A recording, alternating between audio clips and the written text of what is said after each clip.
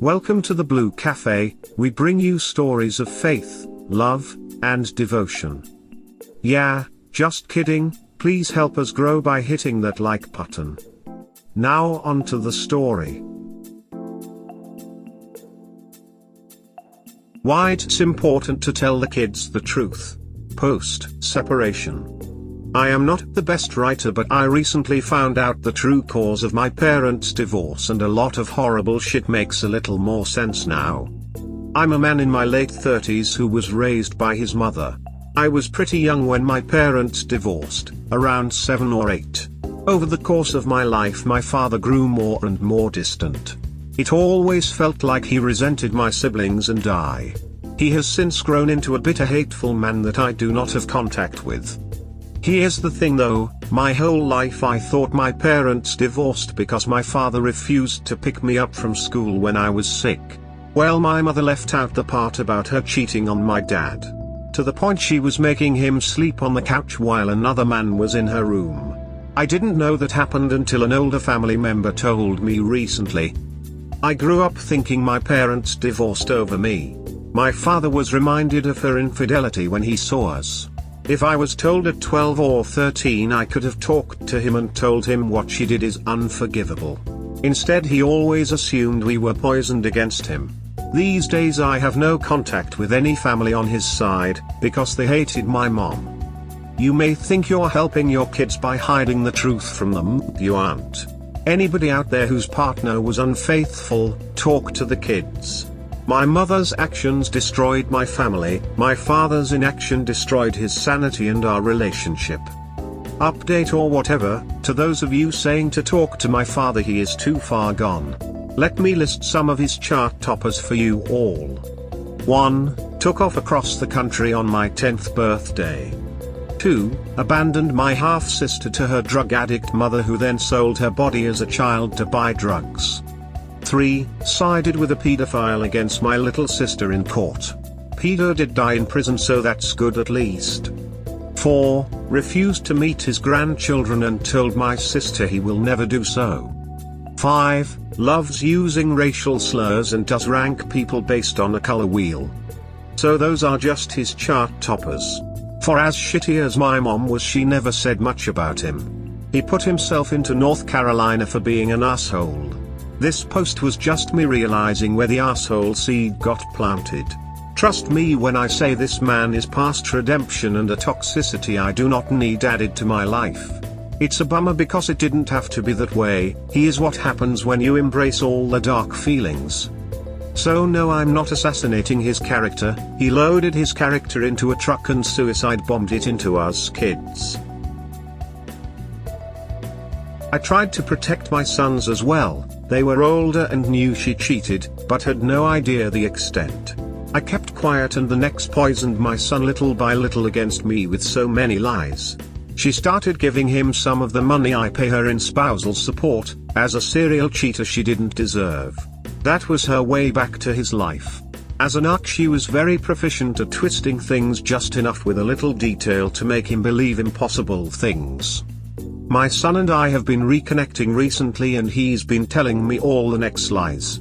I knew she was a poss, but had no idea how bad she's gotten. She had somehow convinced my son all of our arguments and her cheating were my fault. When talking to my son I stayed calm and reminded him how his mother acted, and if he remembered her actions, not her words, who was always the level-headed parent and who was the unstable one. Every big lie she told him was 180 from the truth. Your mother wasn't interested in preserving your relationship. Her decisions were all about self-preservation. Your father should have been upfront with you, if not at the time, then at least when you were around 18. As I got older it became more and more apparent how self-serving and not present my mother was. It all started with my father not wanting to damage her reputation. I'm very sorry to hear about your story. The consensus seems to be that when a child is alienated from one parent, they come to recognize the fact when they become adults. But it's a tragedy because of the loss of a childhood relationship with the other parent that was taken away by the alienating parent. You don't need to have a bond with him. Spend any meaningful time with him. Just sit him down and tell him that you know the real truth of what went on and that your sympathy is with him. Allow him to live the rest of his life knowing that the truth is out there. It will mean a lot to him. What he's gone through is like a life sentence for a crime that he didn't commit. What your mother did to him, and her kids, was disgusting. Anything that you can do to right that wrong has got to be a very good thing. Don't live with the regret that you didn't address this. Your father is not a lost cause op. He is a very, very broken man. Good luck. How is your relationship with her since you found this out? I don't talk to her anymore. She doesn't really get why. It was not just this though. It was therapy and coming to terms with years of her letting men abuse us kids.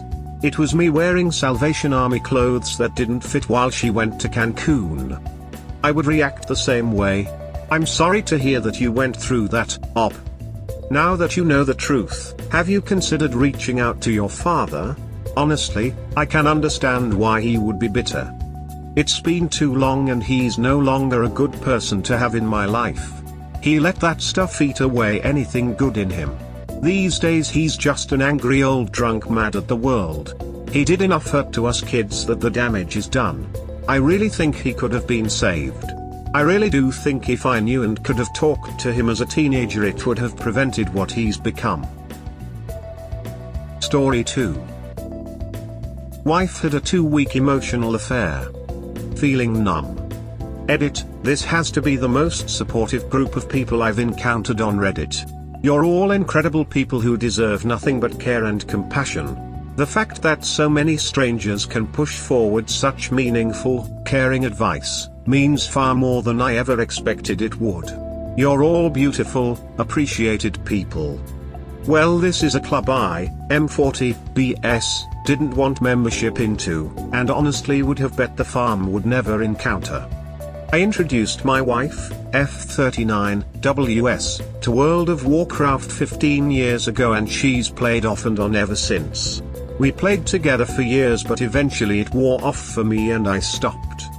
2 weeks ago, a childhood friend I hadn't seen in half a dozen years was visiting from out of town, so I planned a get-together at my place. A good time was had by all. We all had a great time catching up. We reminisced about our old LAN party days and realized there was enough hardware in the house to all get together in one game. My wife had already migrated to a different part of the house with the laptop as she was raiding WoW that night, while we all caught up. I jumped onto her desktop to install the game we were going to play. While waiting for the install, I saw her Discord DMs were open on the second monitor. It was all back and forth about tactics/planning/WoW stuff, nothing I was concerned about, so I closed her Discord, finished the game install and a bunch of us played video games like it was 1999. The next day after everyone had gone, she went to use her computer and saw I'd installed a game. I told her, yep, we all played X for a couple hours, it was great. She asked me if Discord was open but I said, it was. I closed it. I could see that she was upset by something, but I still didn't suspect anything. For the past year I've heard Discord message notices from her headset, no biggie, guild stuff. That night, she logged out of Discord for the first time. I didn't think anything consciously about not hearing notifications at the time, but subconsciously I had.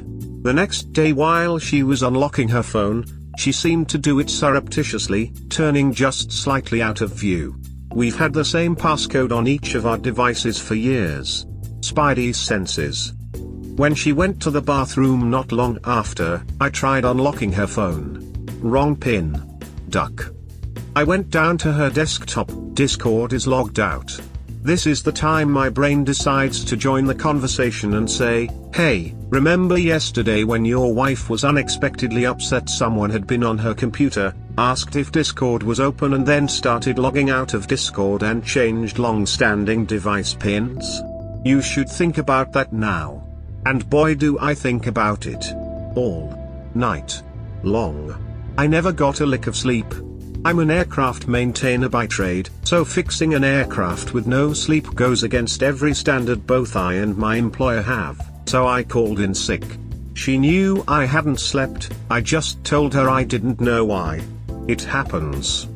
Later that night, she's playing WoW and I'm on my desktop.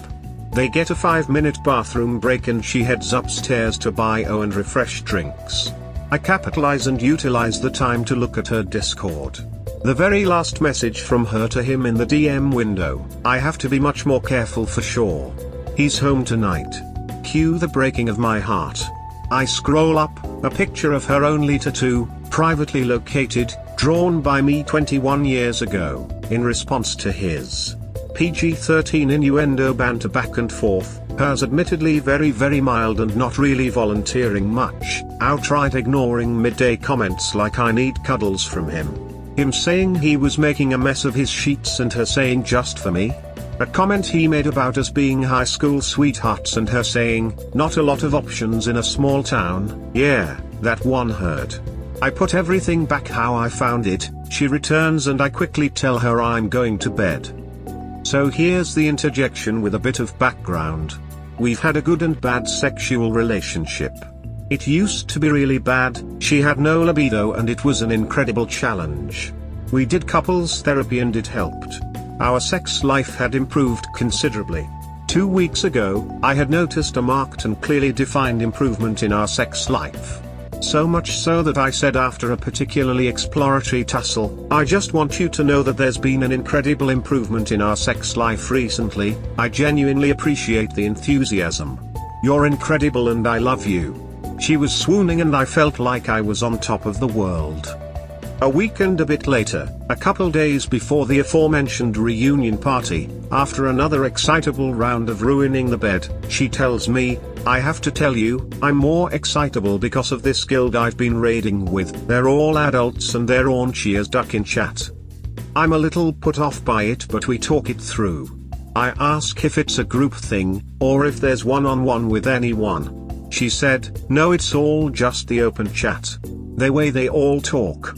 I say I'd like some guidelines, but I'm okay with it. I don't mind innuendo to a large group like that, it's harmless fun mho. But if it ever devolves back and forth with a specific person, that's across the line. As are sharing photos. Only generic comments, nothing personal or specific. I even made a comment to the effect of, I don't want some greasy duck gaining your trust, getting into your DMs and before long I'm on the outside looking in. She said, that'll never happen, I love you. It's just group chat, it's nice to be able to say things like that without obligation, or a filter, and it lets us talk about things I wouldn't typically. I oblige and it becomes a running joke for the next couple of days. Are you running a PG-13 raid tonight or do I need to hydrate for when you're finished raiding with your adult group? Q laughs. The sex was monumental. But something didn't feel right, even if I didn't suspect cheating. Back to D-Day. I'm in bed after just finding out.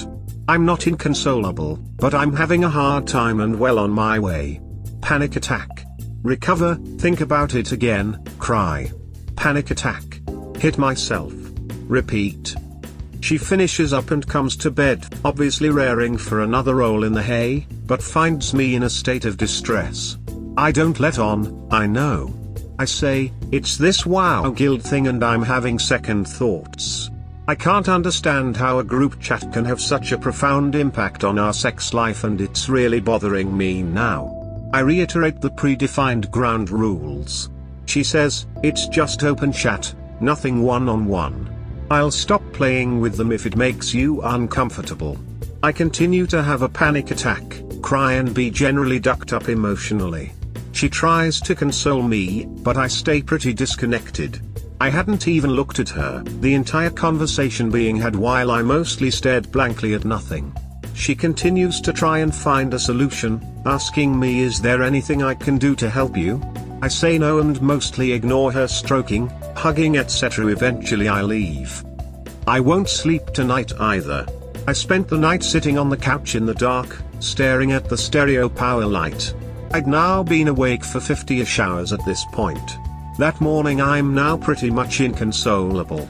Red-eyed, sleep-deprived and emotionally hollow. I get dressed and head to work. I tell my boss the cliff notes, he's empathetic and sends me home with a few days off. It's time to let the hammer drop. I head home, looking like hell. She still doesn't know I know. I'm still dejected about it all. I ask her again point blank if there's anything one-on-one thing on. She says no. Duck. Here we go. I lay out what I know. She's immediately apologetic and says it was all meaningless and that it happened so slowly that by the time she realized what was happening, it was already moving into inappropriate territory and that she was about to cut him loose because of my emotional response to it, knowing what she was doing was wrong. She said she didn't really participate and it was pretty one-sided, which it was for the most part. She always responded, never initiated conversations. She ignored the random pings from him throughout the day seeking attention. But there was the one chat I mentioned above that was a midnight convo that vaguely alludes she was masturbating, but nothing outright. She says, crying, 2 weeks to duck up 20 years. What have I done to you? I'm so sorry. She continues to apologize, to ask what she can do to make it right. Asks if I want her to leave. We've now spent the last 48 hours talking about all of it, openly and candidly. I tell her there's now a hole inside of me that I'm not sure will ever heal. It may scar over eventually, but this damage will be with me until the day I die. I'm heartbroken. 22 years. We have a son, dogs, a house, cars, a life. So now I'm living with this double emotional personality. I go from coping, forgiveness and optimism to panicked, flighty and inconsolable at the drop of a hat. My brain just regularly interjects, hey, remember the time your wife cheated on you? You should think about that now and freak the duck out. I oblige every time. I believe it got out of hand before she knew where it was going. I believe it was meaningless. It bothers me immensely that she lied when I asked point blank. It bothers me that she sent the tattoo to him. She now wants it covered up because she feels gross that someone else saw it and says that the tattoo pic was what catalyzed what she was doing was wrong. I just don't know what to do. This sucks. I'll probably delete this in an hour. I won't. Story 3. I'm such an idiot for thinking things would change. Rant. Hey everyone, I think I'm finally ready to tell my story. D-Day was September of this year where I, 30M, found out my, 28F, fiancé was having a year-long affair with AP. We were together for 9 years and a couple days prior to reading her journal and finding about the year-long affair, I had a gut feeling something was up. I went through her text messages on her computer and found she was texting multiple guys and had an ONS with someone else after we got engaged in February. She initially showed remorse and I thought I could make it work. A couple days later I felt like I didn't know everything and saw her journal, so I went through it. This is when I found detailed descriptions of her sexual experiences with AP dating back to April of 2021. She also mentioned the ONS, joining a dating app, and just trashing me in general. I was mortified at what I read and she once again acted remorseful. I thought I would give us a chance since we had been together for so long. We both started IC and MC, but after about 2 weeks, I couldn't get the mind movies out of my head. I broke up with her and we both agreed we would work on ourselves in IC, that maybe after we dealt with our own problems we could get back together. Man, hindsight is really 2020. I moved back to my parents as I'm finishing my master's degree and don't have a stable income, so I gave her the apartment, dog, and cat. We didn't go North Carolina and communicated casually, big mistake. She would ask for help walking our dog or taking the dog to the vet. I foolishly paid $1,500 for our dog's surgery on a student income. I kept doing these favors because I still cared about her and didn't want to see her struggling, another big mistake. During this time I went over a couple of nights to grab dinner, ended up sleeping with her as I couldn't stop myself, such an idiot. Then today I went over to our apartment while she was at work to take our dog to the vet and her computer was out, so I couldn't resist to see if she was talking to other people or actually focusing on herself to give us a chance. Why do I torture myself? I found a guy she was sexting and sleeping with for like a month now, and a couple of other guys she was sexting. This was my last straw because I finally realized that she only cares about her next lay. I'm such an idiot to think she would actually try to better herself in the hopes of us working it out like I was by going to the gym, meditating, and learning healthy coping strategies.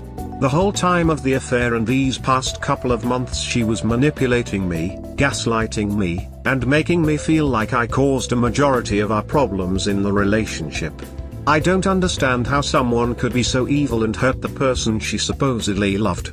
This time I'm just angry and not really sad because I feel like I expected something like this to be happening. I read lots of posts on here and the other infidelity subreddits and I didn't listen to the advice due to my hubris. I feel that it's finally time to get on with my life and cut the fat. I realize that she is never going to put in the work to change and will carry her same problems throughout her new relationships. Sorry for the word vomit, I'm just so exhausted physically and mentally from the past 3 months. I hope my story can help others that might be going through the same thought process as myself. Have a good day everyone. Carpe diem. When you know better you do better. When someone shows you who they are, believe them, the first time. Congratulations on your masters. In spite of all the toxic garbage, you're handling yourself and that's badass. Be happy her secret came out before you married her. Somebody was definitely looking out for you. It hurts but at least it's as close as you will get to closure. Do the work to recover from the trauma. It's a lot of trauma in a short period of time. Focus on finding healthy coping techniques. If your college offers free counseling, look into it. Start reading lots of health recovery materials. Get to know contact ASAP so your healing can finally begin. A warning for others. When you reconcile with a cheater you are making yourself vulnerable to the one person you know for sure will backstab you. I broke up with her and we both agreed we would work on ourselves and I see that maybe after we dealt with our own problems we could get back together. Real life does not work like this, especially with a serial cheater. I'm glad you found out now and didn't marry her. You are an optimist, I think a lot of us here are. It's not your fault. People like your ex use our optimism as a way to get what they want.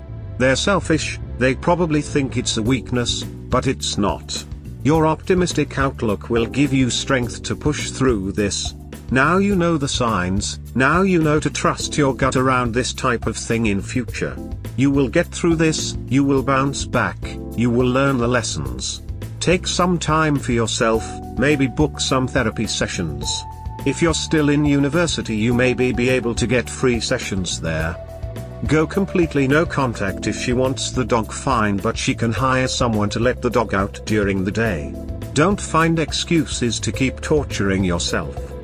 I'm surprised she still let you sleep with her. I'm glad you're out of that, my friend. Also, you didn't do anything stupid paying for surgery that is still your dog. You'll get through this, you're already doing pretty awesome. Great that you have your parents to go back to, and good work on your masters. You're doing so well, don't let someone like that ruin a good thing for you. You deserve better. You gotta start somewhere, my dude, you delayed the healing, but you're ready now. It's never too late to start again, and you have a hell of a head start with those masters. Focus on you, what makes you happy, and protect and uplift your physical, mental, and emotional self. Gym. Learn a new language. Cry. Don't bottle up those emotions, they will manifest in ways you'd never expect. You got this, life doesn't have to be shitty, and those rose-tinted glasses finally fell off. We hope that by sharing these stories with interested folks like you, we can help people recognize the signs of a relationship in trouble, and avoid so many of these heartbreaking situations yourselves. Have a good day or night. Wherever you are.